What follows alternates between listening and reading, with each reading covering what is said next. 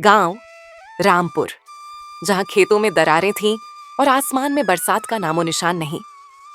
मिट्टी सूख चुकी थी और लोगों की उम्मीदें भी। छोटे से कच्चे घर में गौरी रहती थी, लगभग 35 साल की, चेहरे पर मेहनत की लकीरें और आंखों में अटूट विश्वास।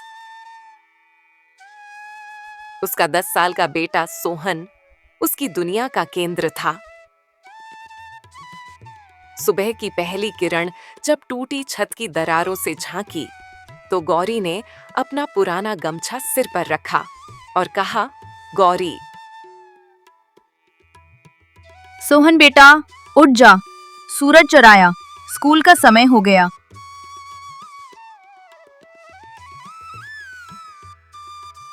अम्मा, आज स्कूल नहीं जाना, पेट में दर्द हो रहा है। गौरी मुस्कुराते हुए, पेट का दर्द नहीं रे, आलस का कीड़ा है। चल उठ, पहले दूध वाले के घर तक चल, फिर देख पेट का दर्द कैसे भागता है। सोहन मुस्कुराया, उठ बैठा। उसकी आंखों में मासूमियत थी, लेकिन पैरों में चप्पल नहीं। गौरी धीरे से, एक दिन तुझे नई चप्पल दिलाऊंगी रे सोहन, बस भगवान चाहे तो। सोहन, अम्मा, मुझे चप्पल नहीं चाहिए, बस तू खुश रहना। तू हंसती है तो सब अच्छा लगता है। गौरी ने कहा, मेरे लाल, तू ही मेरी खुशी है। शाम को घर लौटकर 2 रोटियां सेंकती। अक्सर घर में सिर्फ नमक और प्याज ही होता। शाम को पड़ोसी राधा काकी आई। राधा काकी, गौरी, सुना है गांव के प्रधान का बेटा शहर से लौटा है। अब पंचायत के काम शुरू होंगे। गौरी, भगवान करे ऐसा ही हो काकी। 3 महीने से मजदूरी नहीं मिली, घर का चूल्हा ठंडा पड़ा है। राधा काकी, तू प्रधान के घर जाना, कोई काम मांग ले। तू तो मेहनती और ईमानदार औरत है, वो जरूर काम देगा। ठीक कहती हो काकी, कल सुबह ही जाती हूँ। अगले दिन गौरी प्रधान के घर पहुंची। प्रधान गंभीर स्वर में, क्या चाहिए गौरी? गौरी धीरे से, मालिक, कुछ काम मिल जाए तो अच्छा होगा। खेत में या घर में, मैं जो कहो कर लूं। प्रधान, बिंदु। काम तो है लेकिन पैसे अभी नहीं दे सकता, फसल कटेगी तब। गौरी ने सिर हिलाया। पैसा बाद में सही, पर पेट का आग बुझाने को कुछ तो होगा। प्रधान ने उसे बाड़े में काम दे दिया। गायों की देखभाल और आंगन साफ करना।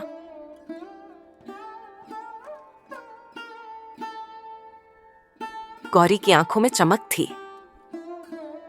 घर लौटकर उसने सोहन से कहा, देख बेटा, अब हम भूखे नहीं रहेंगे, तेरी अम्मा को काम मिल गया। सोहन खुश होकर, अम्मा, अब मैं भी काम करूँगा। मास्टर जी ने कहा है, ईमानदारी सबसे बड़ी दौलत होती है। मैं भी तेरी तरह ईमानदार बनूंगा।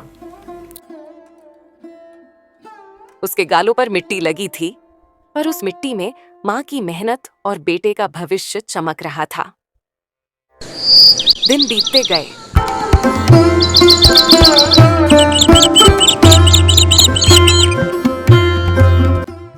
गांव में हल्की बारिश हुई, खेतों में थोड़ी हरियाली लौटी। गौरी रोज काम पर जाती और सोहन स्कूल में, लेकिन हालात अब भी तंग थे।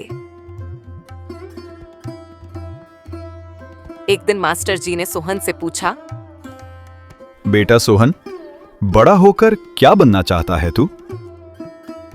सोहन, सर मैं अफसर बनूंगा ताकि अपनी अम्मा को कभी रोना ना पड़े।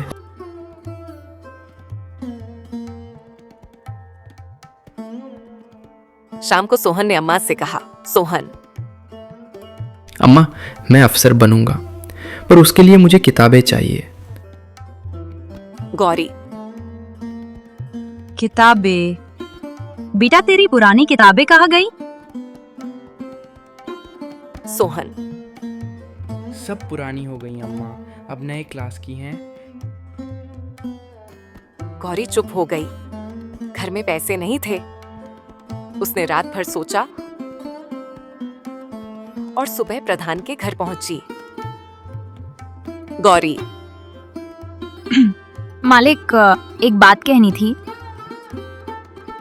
प्रधान, क्या हुआ गौरी? बेटे के स्कूल की किताबें खरीदनी है, अगर कुछ एडवांस मिल जाए तो बहुत मदद हो जाएगी। प्रधान कठोर लहजे में, किताबों में पेट नहीं भरता गौरी, पहले काम कर फिर बात करना। गौरी ने सिर झुका लिया। लौटते वक्त उसके हाथ कांप रहे थे।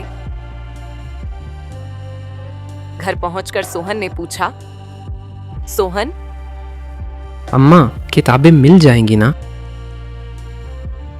गौरी मुस्कुराई, लेकिन आंखों में आंसू थे। हाँ बेटा, मिल जाएंगी, बस भगवान पर भरोसा रख। रात को उसने अपनी पुरानी साड़ी का एक टुकड़ा काटा। उसमें थोड़ा चावल बांधा।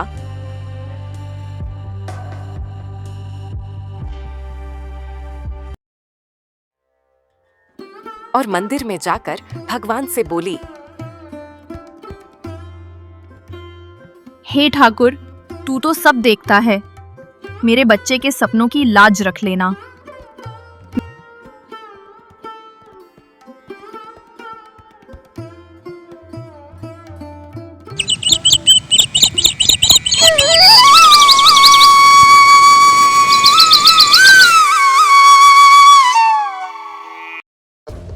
अगले दिन खेत की मेड़ पर उसे एक पुराना पर्स मिला।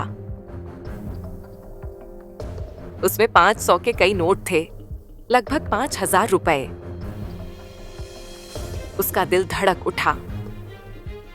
हे राम, ये पैसे, इससे तो मैं सोहन की किताबें, कपड़े सब ले सकती हूँ, पर ये किसी का होगा? वो सोच में पड़ गई। उसी समय गांव के पटेल साहब आते दिखे, घबराए हुए। पटेल, अरे, किसी को मेरा पर्स मिला क्या? उसमें मेरे पैसे और पहचान पत्र थे। गौरी के मन में तूफान मचा। उसने धीरे से पर्स आगे बढ़ाया। गौरी, साहब, ये रहा आपका पर्स। अरे गौरी, तूने ये लौटा दिया? 5,000 रुपए थे इसमें। साहब, मेरा तो भगवान भी कहता है, जो दूसरों का है वो अपना नहीं होता। पटेल की आंखें भर आईं। पटेल, गौरी, तू गरीब जरूर है, लेकिन तेरी ईमानदारी अमीरों से भी बड़ी है। ये ले, 100 रुपए ईमानदारी का इनाम। गौरी ने हाथ जोड़ दिए। नहीं साहब, इनाम नहीं चाहिए, बस मेरा बेटा पढ़ सके, वही मेरी दौलत है। सोहन ये सब सुन रहा था। सोहन आंसू भरी आवाज में, अम्मा, आज तूने मुझे सिखाया, सच्चाई सबसे बड़ी ताकत होती है। गौरी, हाँ बेटा, और यही सच्चाई तुझे ऊंचाई तक ले जाएगी। आसमान में बादल छा गए थे। पहली बार ऐसा लगा जैसे ऊपर वाला भी उस ईमानदार माँ और उसके सपने को आशीर्वाद दे रहा हो। बरसात शुरू हो गई थी। मिट्टी की खुशबू चारों ओर फैल गई थी। गौरी अब प्रधान के खेत में रोज काम करने लगी थी और सोहन की पढ़ाई भी चल रही थी। जीवन धीरे धीरे पटरी पर आ रहा था। एक दिन प्रधान का आदमी दौड़ता हुआ खेत में आया। आदमी, गौरी, जल्दी चल, प्रधान के घर चोरी हो गई है।